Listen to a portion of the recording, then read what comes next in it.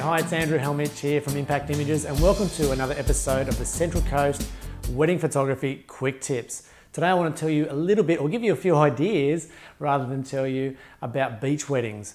Now, when people decide to have their wedding or their wedding ceremony on a beach, you often get the idea that it's going to be romantic and beautiful like you see in movies and TV shows.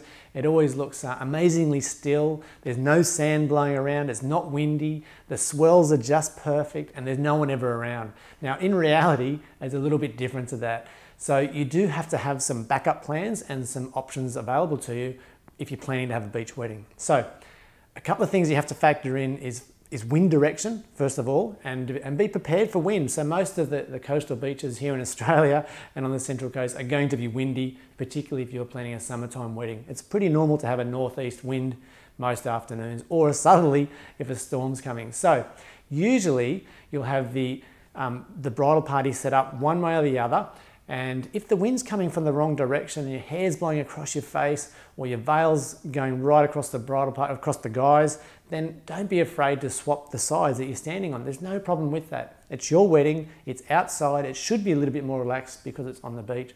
So don't be afraid to change sides and be where it's more comfortable for you. So some of the other things that you may have to consider or take into account is the weather. It could be super hot, particularly if you're planning a summer wedding. You might find that there's large swells and there's waves crashing all over the place.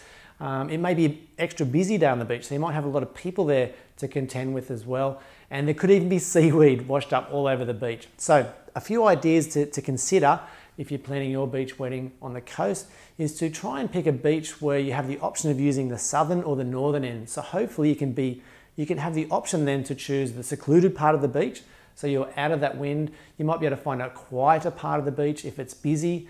And if there's seaweed, usually one end will have the seaweed and not the other. So you can be a little bit more general with your invitations and say that you might be having a beach like Bateau Bay Beach or Pearl Beach, or even the Haven at Terrigal are all great beaches on the Central Coast.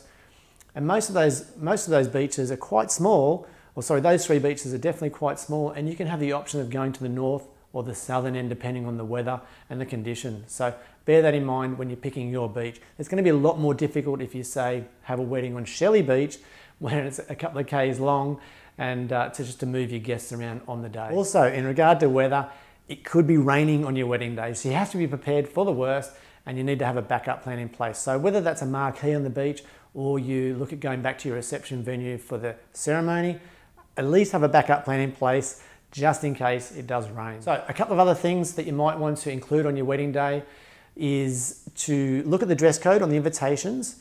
And it's pretty hard to expect everyone to dress formally if you're having a beach wedding. So, you might have to tone down the dress code.